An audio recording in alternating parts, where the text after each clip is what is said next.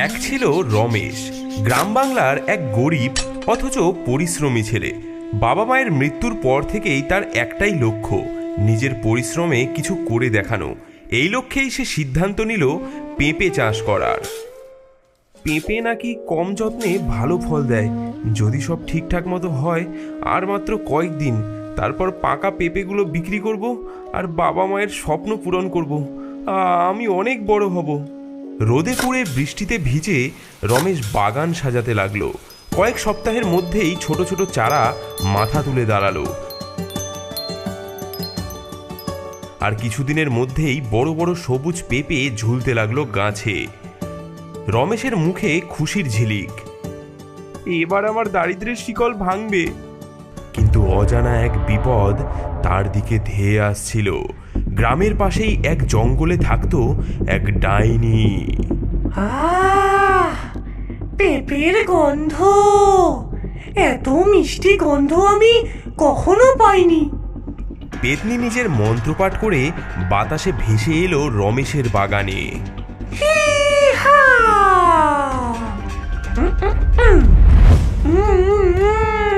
আহা, কি স্বাদ!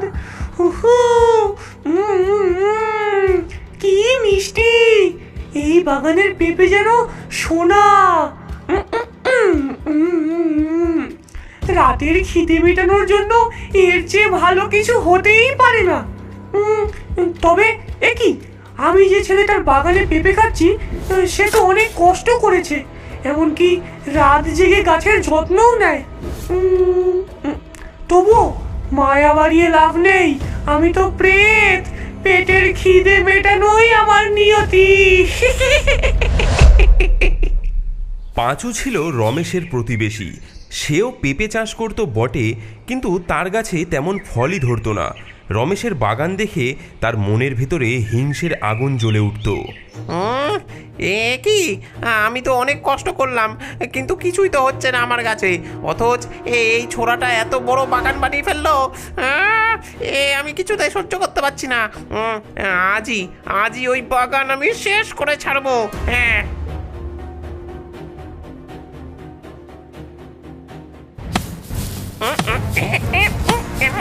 দেখ বেটা, মজা মজা পাবি এবার কাল সকালে।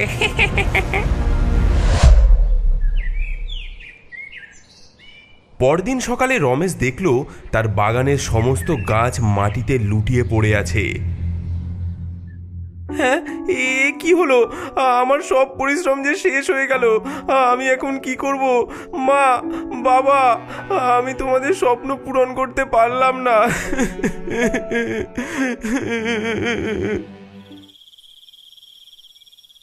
এই ছেলেটার এত কষ্ট দেখে আমারও কষ্ট হচ্ছে। আমি ওর পেঁপে খেয়েছি, তাই এখন আমাকে সাহায্য করতেই হবে। আমি যদি চুপ থাকি, তাহলে এই বাগানের অস্তিত্বই মুছে যাবে। সেই রাতেই পেতনি তার জাদু দিয়ে বাগান পুনর্জীবিত করলো। ধ্বংস হয়ে যাওয়া গাছগুলো আবার সবুজ হয়ে উঠল এবং তাতে ঝুলতে লাগলো বড় বড় পেঁপে। হ্যাঁ, ওইদিকে বাগানে এত আলো কেন? হ্যাঁ, কি, এ যে অলৌকিক! আমার গাছ আবার বেঁচে উঠেছে। হ্যাঁ, এত বড় বড় পেঁপে, এটা কি করে সম্ভব? তুই জানিস না রমেশ, এই গাছ জাদুর গাছ। এবার তোর সব দুঃখ কেটে যাবে। কাল সকালে গিয়ে এই সব পেঁপে বাজারে নিয়ে গিয়ে বিক্রি করব। হে হে হে হে। রমেশ রাতে শুতে চলে যায়। সে ভাবছে সকালে উঠে পেঁপে তুলবে, কিন্তু রাত গভীর হয়। হঠাৎ বাগানে ধোঁয়া জমতে থাকে এবং ধোঁয়ার মধ্যে থেকে চারজন ভূতের আবির্ভাব হয়। এই যে গন্ধ, এমন পেঁপে আগে কখনো দেখিনি রে ভাই। হ্যাঁ রে, খেতে মনে হচ্ছে দারুণ লাগবে।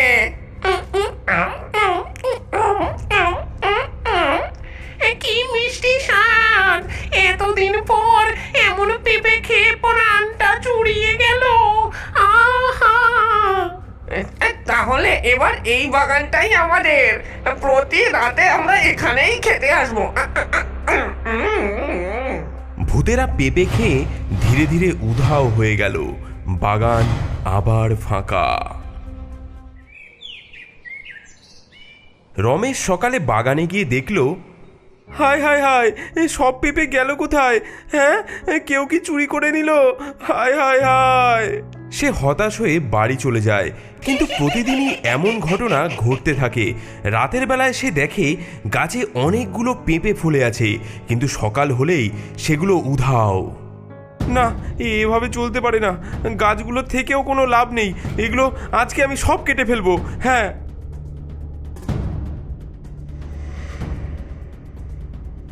সে কুড়ুল নিয়ে গাছগুলোকে কেটে ফেলতে যাবে, এমন সময় হঠাৎ পেতনি প্রকট হয়।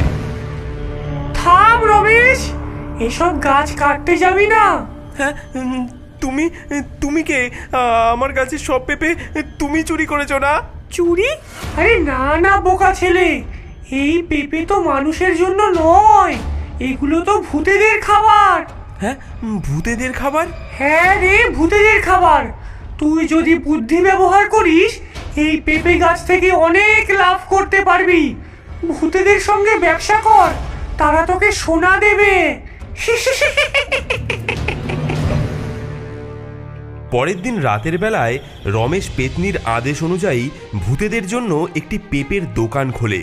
রমেশ জানতো না আজকের রাত তার জীবনের মোড় ঘুরিয়ে দেবে। হঠাৎ বাগানে আবার ধোঁয়া জমতে শুরু করে। রমেশ টেবিলের পেছনে দাঁড়িয়ে কাঁপতে কাঁপতে চারপাশে তাকায়। কুয়াশার মধ্যে ধীরে ধীরে আবার 4টি ছায়ামূর্তি স্পষ্ট হয়ে ওঠে। এগুলো পেঁপে খেকো ভূত। ভাই রে, গন্ধটা চমৎকার। পেঁপে পেঁপে কোথায়? হ্যাঁ, এই যে এই টেবিলে সব সাজানো আছে, খেতে চাইলে নিয়ে নিন। প্রথমবারের মতো কোনো মানুষ আমাদের খেতে ডাকলো। দেখি তো স্বাদ কেমন। ভূতেরা টেবিলের দিকে এগিয়ে আসে এবং একটি একটি করে পেঁপে তুলে খেতে শুরু করে। অমৃত, এমন মিষ্টি পেঁপে জীবনেও খাইনি রে ভাই। এই গাছের পেঁপে শুধু খাওয়ার জন্য নয়, এর মধ্যে শক্তি আছে। আমাদের প্রাণ পুরো ফিরে এলো। পেঁপে খাওয়ার পর ভূতেরা টেবিলের উপর সোনার মোহর রেখে চলে যায়। এইটা তোমার জন্য।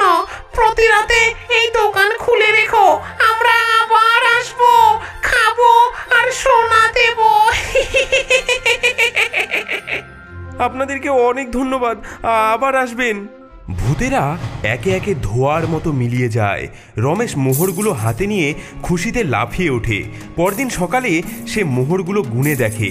কয়েকদিনের মধ্যেই তার দোকান জমজমাট হয়ে ওঠে। প্রতি রাতে ভূতেরা আসে, পেঁপে খায় আর সোনা রেখে যায়। রমেশ ধীরে ধীরে অনেক ধনী হতে থাকে, কিন্তু তার সঙ্গে তার লোভও বাড়তে থাকে। হ্যাঁ, বেশি বেশি পেঁপে তুলি, তাহলে আরো বেশি সোনা পাবো।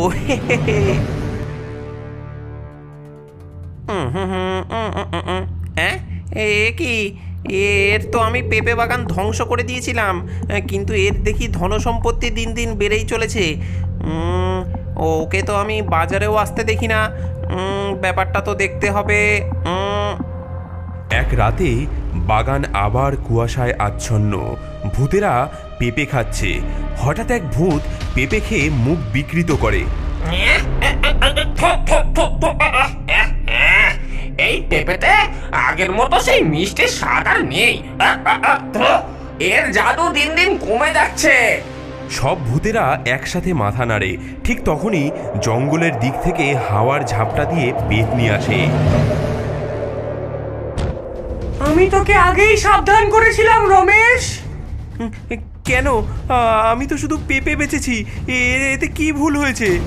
এই পেঁপেগুলো জাদুকরি বীজ থেকে জন্মেছে। এরা মানুষের লোভ বাড়ায়। তুই ভূতেদের খুশি করতে পেঁপে বেশি পেরে ফেলেছিস, তাই গাছের জাদুর ক্ষমতা কমে যাচ্ছে। আমরা তো এখানে পেঁপের জাদু নিতে এসেছিলাম, যে আমাদের শক্তি যোগায়। এই পেঁপেই আমাদের শক্তি যোগায়।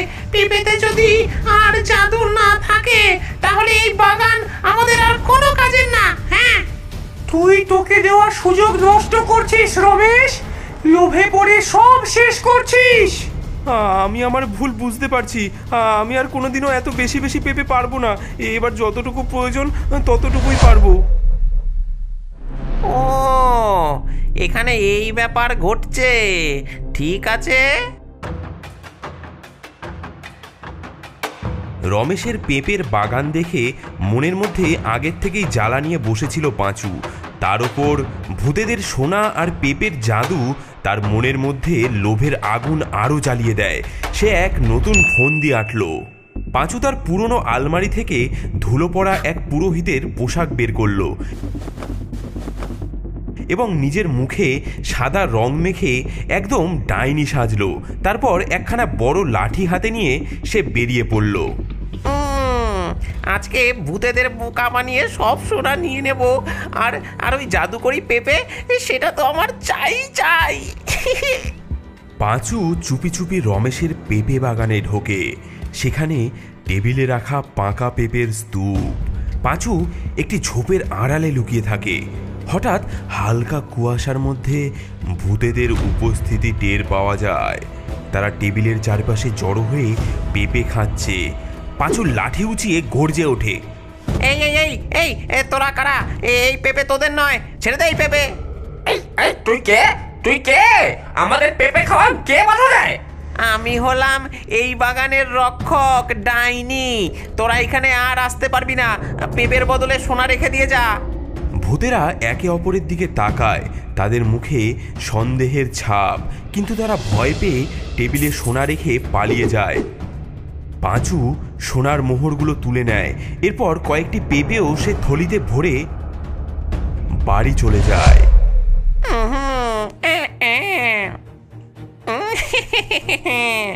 এই পেঁপে খেলে আমিও ভূতেদের মতো জাদুকরি শক্তি পাবো। তখন রমেশের মতো ভাগ্যবান আমিও হব। বেটা খাক না, তাহলে বুঝবে মজা। এগুলো মানুষের জন্য নয়, এই পেঁপে শুধু আমাদের জন্য। পাঁচু বাড়িতে এসে পেঁপেগুলো খেতে শুরু করে। এত মিষ্টি পেঁপে, এতে নিশ্চয়ই জাদুর শক্তি আছে। এখনই দেখাই যাবে কি ব্যাপার। কিন্তু হঠাৎ পাঁচুর চোখ বড় হয়ে যায়। সে নিজের হাতের দিকে তাকায়। তার আঙুলগুলো মোটা হয়ে সবুজ রং ধারণ করছে। হ্যাঁ, কি হচ্ছে আমার? আমার হাত! হ্যাঁ, কি হলো? কি হলো তোমার? হ্যাঁ, এত বড় পেঁপে কোথা থেকে এলো? পাঁচুর স্ত্রী পেঁপেটি তুলে রান্নাঘরে নিয়ে যায় এবং সেটি কেটে খেয়ে ফেলে। ওগো, ওগো, আমাকে বের করো। আমি এখানে বন্দি। আমাকে বের করো।